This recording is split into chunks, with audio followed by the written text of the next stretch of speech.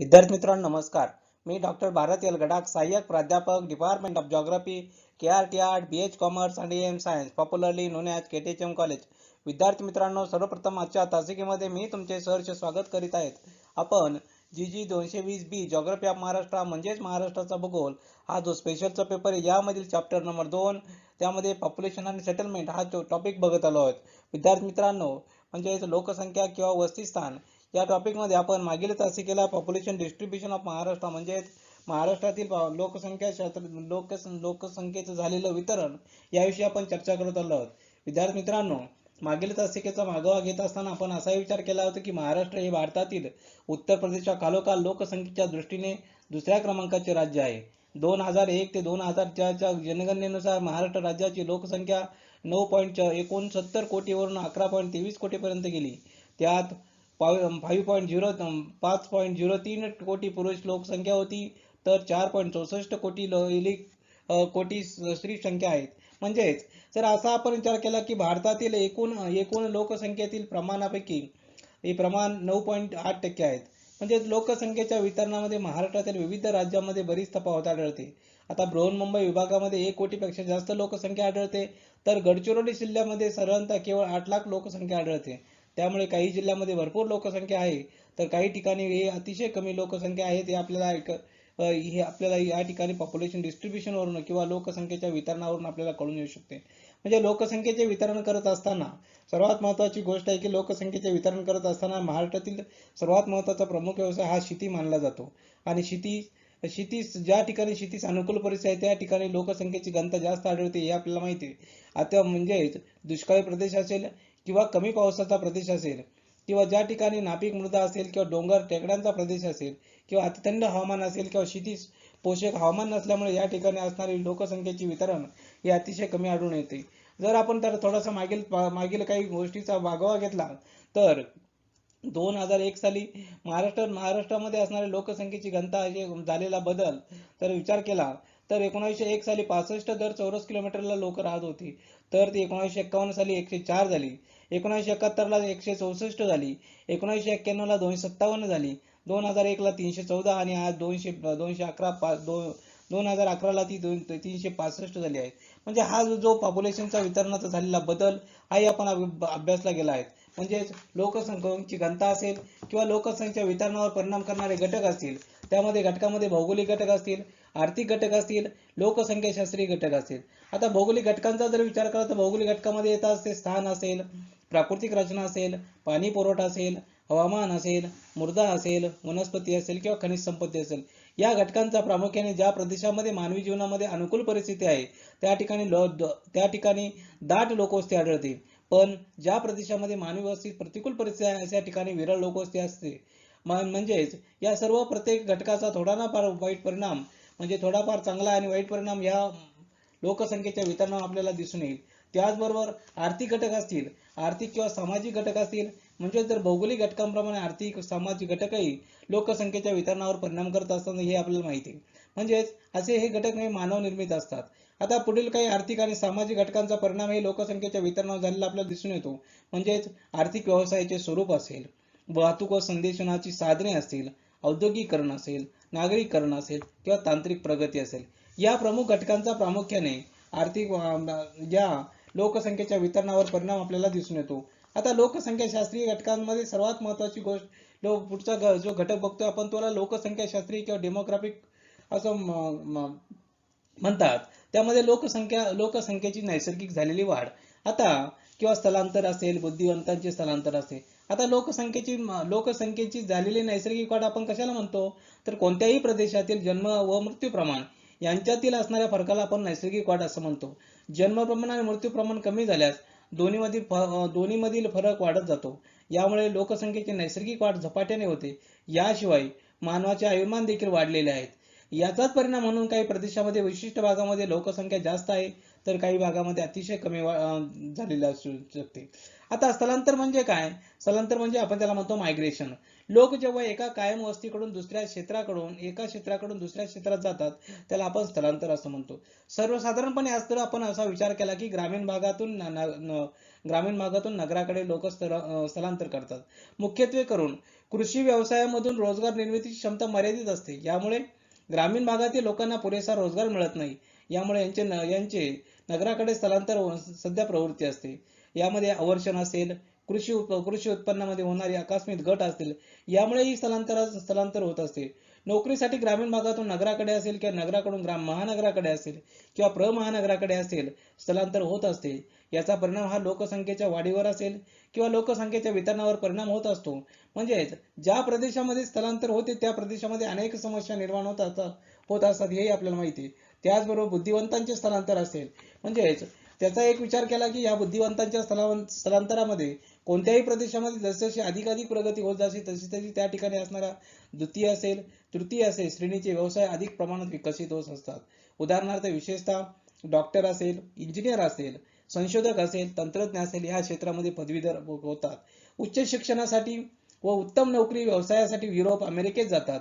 कालांतराने त्याच ठिकाणी ते कायम वास्तव्य होतं व त्यांच्या या व्यक्तिगत व त्या देशांना त्याचा फायदा होतो. परंतु ज्या देशांनी व समाजाने त्यांना कमी खर्चात शिकवले ती मातृभूमी अशा बुद्धिवंतापासून वंचित होते आणि याचा फायदा या मातृभूमीला मिळत नाही. अशा प्रकारे जर असा आपण विचार केला की महाराष्ट्रामध्ये असणाऱ्या बुद्धिवंतांचे स्थलांतर ही एक मोठी गंभीर समस्या निर्माण झाली आहे. विशेषतः पुणे, मुंबई अशा उच्च शिक्षित तरुण पिढी प्रदेशात स्थायिक होत आहेत. अनेक विविध क्षेत्रामध्ये बहुमूल्य कामगिरी केली आहेत. उदाहरणार्थ कॅलिफोर्निया ते सिलिकॉन व्हॅली असेल, या ठिकाणी मोठ्या प्रमाणात तरुण इंजिनिअरांचा मोठा वाटा त्या ठिकाणी निर्माण झाला आहे. अशा प्रकारे आपण जर बघितलं की महाराष्ट्रामध्ये असणाऱ्या वेगवेगळे घटक आहे, त्या वेगवेगळ्या घटकाचा लोकसंख्येच्या वितरणावर मोठा परिणाम घडत असतो हे महाराष्ट्रातील आपण बघितले आहेत. म्हणजेच आता आपल्याला बघायचं आहे की महाराष्ट्रातील लोकसंख्येची वाढ असेल किंवा तिची वैशिष्ट्य असेल ही कशी झाली आहे किंवा त्या वैशिष्ट्य सांगत असताना कोणकोणत्या गोष्टीचा अभ्यास करावा लागणार याचा आपण आजच्या तासिकेला विचार करणार आहोत. विद्यार्थी मित्रांनो, 2001च्या जनगणनेनुसार महाराष्ट्राची लोकसंख्या होती 11,23,072. 11,23,72,972 ही होती. त्यात सर्वात महत्वाची गोष्ट की महाराष्ट्राच्या लोकसंख्येनुसार जर बघितलं की भारतात मगाशी सांगितल्याप्रमाणे उत्तर प्रदेशानंतर दुसरा क्रमांक हा महाराष्ट्राचा लागतो. म्हणजे महाराष्ट्रामध्ये मराठी बोलणाऱ्यांची संख्या ही 62 बघितलं तर 6,24,81,681 एवढी आहे. म्हणजेच महाराष्ट्रात राज्यापेक्षा जास्त लोकसंख्या जी केवळ देश आहेत असंही आपल्याला म्हणता येईल. थोडक्यात आपण जर बघितलं असेल तर लोकसंख्या ही मगाशी सांगितल्याप्रमाणे 365 किंवा त्यापेक्षाही जास्त आपल्याला या ठिकाणी बघावीस मिळते. म्हणजे लोकसंख्येपैकी 583 कोटी पुरुष आहेत तर 540 कोटी स्त्रिया आहेत. म्हणजेच याचाही आपण या ठिकाणी विचार केला आहे. म्हणजे महाराष्ट्रातील शहरी लोकसंख्येची टक्केवारी जर आपण विचार केला तर ती टक्केवारी 42.4% आहे. लिंग गुणोत्तर असेल किंवा त्याला आपण सेक्स रेशो म्हणतो, 1000 पुरुषांमागे 946 महिला इतक्या आहेत तर 82.9% लोकसंख्या साक्षर आहेत. महाराष्ट्र ही मराठी ही महाराष्ट्राची अधिकृत भाषा आहे. त्यामुळे महाराष्ट्रात मराठी प्रामुख्याने बोलली जाते. इंग्लिश शहरी भागात काही प्रमाणात बोलली जाते. उत्तर आणि पश्चिम भागामध्ये अहिराणी भाषा बोलली जातात. दक्षिण कोकणामध्ये जर गेलो कोकणी असेल, कोळी असेल, मालवणी असेल, विदर्भात गेलो तो वऱ्हाडी असेल किंवा झाडी बोली असेल अशा वेगवेगळ्या प्रकारच्या भाषा त्या ठिकाणी अस्तित्वात आहेत. आता जर आपण त्याचा थोडासा ह्या असणाऱ्या धर्माबाबतीत जर बघितलं तर राज्यामध्ये 70.2% हिंदू लोक राहतात. त्यामुळे 15% बौद्ध आहेत, 16.6% मुस्लिम आहेत, 1.3% जैन आहेत आणि 1% ख्रिश्चन धर्मीय जनता या ठिकाणी महाराष्ट्रामध्ये जो वास्तव्य आहेत. काही प्रमाणामध्ये ज्यू आणि पारशी धर्मीय देखील या ठिकाणी आढळून येतात. आता 2011च्या जनगणनेनुसार जर आपण विचार केला की महाराष्ट्राच्या लोकसंख्येची घनता ही 365 चौरस किलोमीटर इतकी झाली होती असं आपल्याला म्हणता येईल आणि 2001च्या मध्ये ती 315 होती हेही आपण या ठिकाणी विचार केला पाहिजे. सर्वात महत्वाची गोष्ट की ह्या लोकसंख्येचे असणारे हे वैशिष्ट्य थोडक्यात आपल्या या ठिकाणी अभ्यासावे लागतात. आता हे आपण बघतोय की हा जो तुमच्या समोर दिलेला आहे की महाराष्ट्रामध्ये असणारे वेगवेगळ्या प्रकारचे लोक 2001च्या नुसार असणारी टक्केवारी आणि कोणत्या जिल्ह्यामध्ये असणारे एकूण टक्केवारीच्या प्रमाणामध्ये किती कोणत्या जिल्ह्यांमध्ये सर्वात जास्त प्रमाण आहेत याचा आपल्याला या ठिकाणी मागोवा घेता येईल. म्हणजे धुळे असेल, नंदुरबार असेल, जळगाव असेल, बुलढाणा असेल, अकोला असेल, वाशिम असेल, अमरावती असेल, वर्धा असेल, नागपूर असेल, भंडारा, गोंदिया, गडचिरोली, चंद्रपूर, सातारा, रत्नागिरी, सिंधुदुर्ग असेल, कोल्हापूर असेल, सांगली असेल, सोलापूर, उस्मानाबाद असेल, लातूर, बीड, अहमदनगर, पुणे, रायगड, मुंबई उपनगर, ठाणे, नाशिक, औरंगाबाद, जालना, परभणी, हिंगोली किंवा नांदेड असेल किंवा यवतमाळ असेल, या प्रत्येक जिल्ह्यामध्ये असणारी 2011च्या आकडेवारीनुसार दिलेली लोकसंख्या या ठिकाणी दिली आहे. आणि एकूणच जर आपण विचार केला की महाराष्ट्रातील एकूण लोकसंख्येपैकी किती टक्के लोकसंख्या या प्रत्येक जिल्ह्यामध्ये आहेत, त्याचा जर आपण विचार केला तर सर्वात जास्त आपल्याला सापडते ठाण्यामध्ये 9.84% आणि त्यानंतर मुंबई उपनगर असेल 833 टक्के. म्हणजे याचा आपण विचार केला की नाशिक असेल तर नाशिकला 5.43% लोकसंख्या ही एकूण लोकसंख्येच्या बाबतीमध्ये नाशिकमध्ये आहे. त्यानंतर जालन्याचा विचार केला तर 174% आहेत. आणि त्याचाही आपण जर विचार केला कमी बघत असेल तर सिंधुदुर्ग जिल्हा असेल किंवा त्यानंतर आपण याचा विचार केला की गडचिरोली असेल 0.95 असेल. म्हणजे एवढ्या प्रमाणात टक्केवारी आपल्याला त्या ठिकाणी लोकसंख्येच्या दिसून येते. अशा प्रकारे आपण याचाही या ठिकाणी विचार केला आहे. आता याच समाज विचार करत असताना 2011 वैशिष्ट्य आपण बघत असताना 2011च्या अंतिम जनगणनेनुसार महाराष्ट्राची लोकसंख्या 11,23,74,323 म्हणजे सुमारे 11,24,00,000च्या आसपास आपल्याला या ठिकाणी म्हणावं लागेल. म्हणजेच भारतातील लोकसंख्या प्रथम उत्तर प्रदेशामध्ये 19.96 कोटी, दुसरा क्रमांक जर बघितला महाराष्ट्राचा 11.24 कोटी आणि तिसरा क्रमांक बिहारचा होता 10.41 कोटी हा राज्यांचा लागतो. आता 2011च्या अंतिम जनगणनेनुसार आपण जर विचार केला की भारताची लोकसंख्या ही किती होती, ती 1,21,00,00,000 1,93,422 म्हणजे सुमारे 121 कोटी त्या ठिकाणी जनता आपल्या या ठिकाणी म्हणता येईल. आता जर महाराष्ट्रातील एकूण देशातील एकूण लोकसंख्येचा जर आपण विचार केला तर महाराष्ट्रातील एकूण भारतातील एकूण लोकसंख्येपैकी महाराष्ट्रातील एकूण लोकसंख्येचा वाटा हा 9.29% आहेत असं आपल्या ठिकाणी म्हणता येईल. म्हणून सन 2001च्या अंतिम जनगणनेनुसार महाराष्ट्राची लोकसंख्या ही एवढी होती असंही आपल्याला म्हणता येईल की 9,68,78,637 एवढी आहे. म्हणजे सुमारे 9.69 कोटी होती असं आपण या ठिकाणी म्हणू शकतो. म्हणजे 2001 आणि 2011च्या ह्या दशकांमध्ये जर विचार केला आपण तर 1,54,55,706 म्हणजे सुमारे 1.55 कोटी लोकसंख्येची भर आपल्याला या 10 दशकामध्ये झाली आपल्याला दिसून येते. आता यानंतर पुढे गेल्यानंतर आपल्याला म्हणता येईल की 2011च्या जनगणनेनुसार महाराष्ट्राची सर्वात जास्त लोकसंख्येचा असणारा जिल्हा 2011च्या अंतिम जनगणनेनुसार पुणे जिल्ह्याची लोकसंख्या सर्वात जास्त म्हणजे 94,29,804 ही सुमारे 94.3 लाख होती. राज्याच्या एकूण लोकसंख्येपैकी आपण जर बघितलं तर 8.39% लोक हे पुणे जिल्ह्यात राहतात. म्हणजे ठाणे जिल्ह्याच्या विभाजनापूर्वी महाराष्ट्रामध्ये लोकसंख्येचा पहिला क्रमांक होता असं आपल्या ठिकाणी म्हणता येईल. म्हणून पुणे जिल्ह्याच्या खालोखाल मुंबई उपनगर असेल, नवीन ठाणे असेल. पुणे जिल्ह्यानंतर दुसरा क्रमांक मुंबई उपनगर जिल्ह्याचा असून त्यामध्ये त्याची लोकसंख्या 93,56,962 म्हणजे सुमारे 93.57 लाख होते असून त्याची टक्केवारी 8.30% आहेत काय. यानंतर तिसरा क्रमांक नवीन ठाणे जिल्ह्याचा असून त्याची लोकसंख्या 80.7 लाख असून त्याची टक्केवारी 7.18% आहेत असं आपल्या ठिकाणी म्हणता येईल. आता 2001च्या जनगणनेनुसार बघितलं तर लोकसंख्या दृष्टीने खालील 3 जिल्ह्यांची स्थिती आपल्याला या ठिकाणी बघायला मिळते. 2001च्या साली महाराष्ट्रातील लोकसंख्येमध्ये पहिला क्रमांक लागतो ते मुंबई उपनगर 8.9%, दुसरा क्रमांक ठाणे जिल्ह्याचा 8.4% आणि तिसरा क्रमांक पुणे जिल्ह्याचा 7.5% असे क्रमांकावर जिल्हे दिले होते. आता 2011च्या जनगणनेनुसार जर बघितलं तर नवीन ठाणे जिल्ह्याची लोकसंख्या होती 807 लाख आणि नाशिक जिल्ह्याची होती 61.7 लाख, नागपूरचे 46.54 लाख या जिल्ह्यांचा क्रमांक लागतो असं आपल्या ठिकाणी म्हणता येईल. आता महाराष्ट्रातील सर्वात कमी लोकसंख्येचा जिल्हा असणारा सिंधुदुर्ग जिल्हा. महाराष्ट्रातील सर्वात कमी लोकसंख्येचा सिंधुदुर्ग जिल्ह्याची फक्त 8.50 लाख आहेत अशी म्हणता येईल. या राज्यातील टक्केवारी 0.8 आहेत. यानंतर गडचिरोली जिल्ह्याचा वाटा फक्त 1% आहेत असं आपल्या ठिकाणी म्हणता येईल. लोकसंख्येच्या दृष्टीने अन्य छोटे जिल्हे हिंगोली असेल, वाशिम असेल, भंडारा असेल यांचाही प्रत्येकी वाटा सुमारे 1.1% आहेत हे आपल्याला त्या असणाऱ्या तक्त्यावरूनच दिसून येईल. आता वर्धा असेल, गोंदिया असेल ह्या जिल्ह्यांची लोकसंख्या टक्केवारी हे प्रत्येकी 1.2% आहेत असं आपल्या ठिकाणी म्हणूया. त्यानंतर 2011च्या जनगणनेनुसार किंवा अंतिम जनगणनेनुसार महाराष्ट्राची पुरुषांची लोकसंख्या ही 5,82,43,86,086 इतकी होती, म्हणजे सुमारे 5.82% होती असं आपल्याला म्हणता येईल. म्हणजे पुरुष 2011च्या आकडेवारीनुसार पुरुष लोकसंख्येचं वितरण कसं आहे आपण त्याचं बघतोय. आता महाराष्ट्रातील सर्वात जास्त पुरुष लोकसंख्येचा जिल्हा ठाणे पालघर.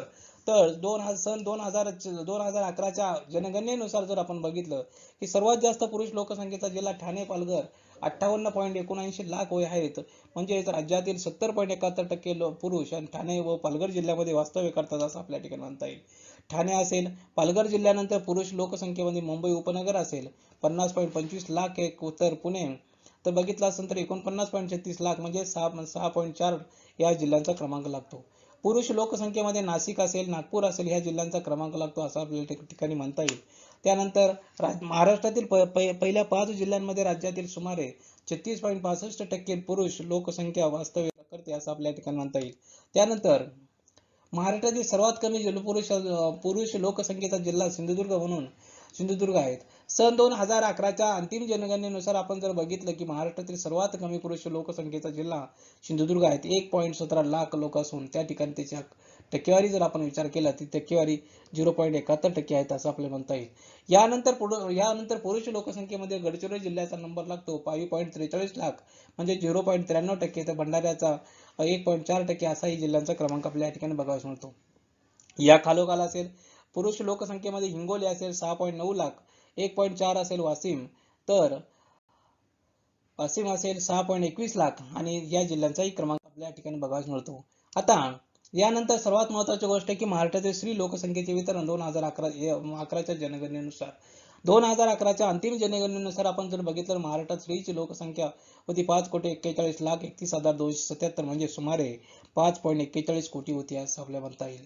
महाराष्ट्रातील सर्वात जास्त स्त्री लोकसंख्येचा जिल्हा ठाणे आणि पालघर. 2011च्या ज्या अंतिम जनगणनेनुसार सर्वात जास्त स्त्री लोकसंख्येचा जिल्हा म्हणून ठाणे पालघर आहेत आणि 51.75 लाख. तर राज्यातील 9.58% ठाणे पालघर जिल्ह्याचं त्या ठिकाणी वास्तव्य करतात. ठाणे पालघर जिल्ह्यानंतर स्त्री लोकसंख्येमध्ये पुणे असेल 44.91 लाख, तर मुंबई उपनगर असेल 43.7 लाख असं आपल्या ठिकाणी म्हणता येईल. या खालोखाल स्त्री लोकसंख्येमध्ये नाशिक असेल, नागपूर असेल आणि या जिल्ह्यांचाही त्या ठिकाणी क्रमांक लागतो. महाराष्ट्रातील पहिल्या 5 जिल्ह्यांमध्ये राज्यातील स्त्री लोकसंख्येची टक्केवारी ही 35.5% आहेत असं आपण म्हणू शकतो. महाराष्ट्रातील सर्वात कमी लोकसंख्येचा जिल्हा हा सिंधुदुर्ग. 2011च्या जनगणनेच्या अंतिम जनगणनेनुसार जर आपण विचार केला की महाराष्ट्रातील सर्वात कमी लोकसंख्येचा जिल्हा सिंधुदुर्ग 4.32 लाख असून त्याची टक्केवारी 0.8% आहे. यानंतर स्त्री लोकसंख्येत गडचिरोली 5.29 लाख म्हणजे 0.98%.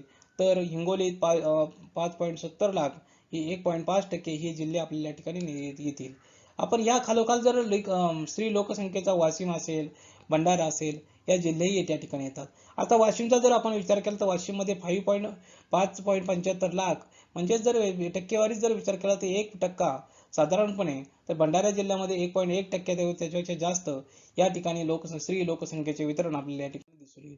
त्यानंतर पुढे गेल्यानंतर आपण बघितलं की महाराष्ट्रातील लोकसंख्येच्या जिल्ह्यावर वितरणाची काय वैशिष्ट्ये आपल्याला बघायला मिळतात. तर 90 लाख ते 1 कोटी दरम्यान असणारे जिल्हे कोणकोणते येतात. या गटात 2 जिल्ह्यांचा समावेश होतो. आता 2011च्या अंतिम जनगणनेनुसार आपण जर विचार केला की महाराष्ट्रातील लोकसंख्या दृष्ट्या पहिल्या क्रमांकावर पुणे जिल्हा असेल. 2001 साली जिल्ह्याची लोकसंख्या होती 72 लाख होती, तर तेच गेल्या 10 वर्षांमध्ये ती 22 लाखांनी वाढली गेली आहे. आता याच जिल्ह्यात महाराष्ट्रातील लोकसंख्या दुसऱ्या क्रमांकावर मुंबई उपनगर जिल्हा म्हणजे 93.57 लाख आहेत असं आपल्याला म्हणता येईल. आता 2001च्या मुंबई उपनगर जिल्ह्याची लोकसंख्या होती 85.9 लाख होती, तर गेल्या 10 वर्षांमध्ये मुंबई उपनगर जिल्ह्यातील लोकांची संख्या ही 7.67 लाखांनी वाढली असं आपल्याला म्हणता येईल. म्हणजेच सन 1991 असेल 2000 या दशकामध्ये लोकसंख्येची वाढ ही 18.4% लाख होती 18.4 लाख होती. याचाच अर्थ मुंबई उपनगर जिल्ह्यामध्ये असेल लोकसंख्येची वाढ त्या मानाने कमी झाली आहे आणि लोकसंख्या वाढीचा कल हे नवीन ठाणे जिल्ह्याकडे वळले आहेत असं आपल्या ठिकाणी म्हणता येईल. आता महाराष्ट्रातील लोकसंख्येची आपण जिल्ह्यावर वितरणाची वैशिष्ट्ये बघत असताना 40 ते 50 लाख दरम्यान असणारे लोकसंख्या असणारे जिल्हे कोणकोणते येतात. या गटामध्ये 4 जिल्ह्यांचा समावेश होतो. या गटामध्ये प्रामुख्याने कमी जास्त लोकसंख्येमध्ये नंदुरबार जिल्ह्याचा क्रमांक लागतो. त्या खालोखाल अहमदनगर असेल, सोलापूर असेल, जळगाव असेल या जिल्ह्यांचा क्रमांक या ठिकाणी लागतो. त्यानंतर 30 ते 40 लाख दरम्यान लोकसंख्या असणारे जिल्हे या गटामध्ये प्रामुख्याने 5 जिल्ह्यांचा समावेश होतो. आता हे 5 जिल्हे कोणकोणते? तर यामध्ये साधारणपणे कोल्हापूर जिल्हा असेल, और त्या खालोखाल औरंगाबाद, नांदेड, मुंबई आणि सातारा या जिल्ह्यांचा त्या ठिकाणी क्रमांक लागतो. आता त्यानंतर 20 ते 30 लाख दरम्यान असणारी लोकसंख्या या जिल्ह्यामध्ये प्रामुख्याने 9 जिल्ह्यांचा समावेश होतो. या गटामध्ये सर्वात जास्त लोकसंख्या असलेला अमरावती जिल्हा, त्या खालोखाल सांगली असेल, यवतमाळ असेल, रायगड असेल, बुलढाणा असेल, बीड असेल, लातूर असेल, चंद्रपूर, धुळे या जिल्ह्यांचा क्रमांक लागतो. दर 10 ते 20 लाख दरम्यान लोकसंख्या असणारे जिल्हे यामध्ये 12 जिल्ह्यांचा समावेश होतो. या गटामध्ये सर्वात जास्त लोकसंख्या असलेला जिल्हा म्हणजे जालना जिल्हा, या खालोखाल परभणी, अकोला, उस्मानाबाद, नंदुरबार, गोंदिया, त्यानंतर वर्धा, भंडारा, वाशिम, गंडोशीर या जिल्ह्यांचा क्रमांक या ठिकाणी लागतो. थोडक्यात असा आपण विचार केला तर म्हणजे सर्वात कमी असणारी लोकसंख्या असणाऱ्या याही ठिकाणी आपल्याला या ठिकाणी विचार करावा लागेल. सर्वात गोष्टी आपण या ठिकाणी विचार करत असताना आपल्याला या जिल्ह्यांमध्ये क्रमांक असणाऱ्या या ठिकाणी असणारी जास्तीत जास्त लोकसंख्या आपल्याला या ठिकाणी आपल्याला म्हणता येईल. थोडक्यात असा आपण विचार केला की ह्या ठिकाणी 40 ते 50 लाख असेल, किंवा 30 ते 40 लाख असेल, 20 ते 30 लाख असेल, किंवा 10 ते 20 लाख असेल, याचा आपल्या या ठिकाणी म्हणता येईल. किंवा 10 लाखापेक्षा कमी असलेली लोकसंख्या, यामध्ये सर्वात कमी लोकसंख्येचा जिल्हा म्हणून सिंधुदुर्ग जिल्ह्याकडे आपण बघितलं गेलं पाहिजे. थोडक्यात कमी जास्त लोकसंख्या असलेले जिल्हे म्हणून या ठिकाणी आपण याचं वर्गीकरण या ठिकाणी वेगळे केले आहेत. म्हणजे 10 लाख असेल, 10 ते 20 लाख असेल, 20 ते 30 लाख असेल, 30 ते 40 लाख असेल, 40 ते 50 लाख असेल आणि 90 ते 1 कोटीच्या दरम्यान असेल, अशा प्रत्येक जिल्ह्याचं आपल्याला लोकसंख्येचं जिल्हावार वितरणाचे वैशिष्ट्य आपण या ठिकाणी वितरित झाले. अशा प्रकारे लोकसंख्या वितरण ही वेगवेगळ्या भागामध्ये, वेगवेगळ्या जिल्ह्यामध्ये आपल्याला बघावयास मिळते, असं आपल्या या ठिकाणी नमूद करता येईल. अशा प्रकारे विद्यार्थी मित्रांनो, आज आपण महाराष्ट्रामध्ये असणारे लोकसंख्येचं वितरण कोणकोणत्या जिल्ह्यामध्ये झाले आहेत याचा आपण या ठिकाणी आजच्या तासिकेला या ठिकाणी मागोवा घेतला आहे. विद्यार्थी मित्रांनो, आजच्या तासिकेविषयी कोणाच्या मनात काही शंका, प्रश्न निर्माण झाले असतील, या ठिकाणी माझा मेल आयडी दिला, यावरती आपण मेल करू शकता. विद्यार्थी मित्रांनो, अशाच प्रकारे पुढील तासिकेला नवीन टॉपिक घेऊन भेटूया. तोपर्यंत धन्यवाद. Thank you very much.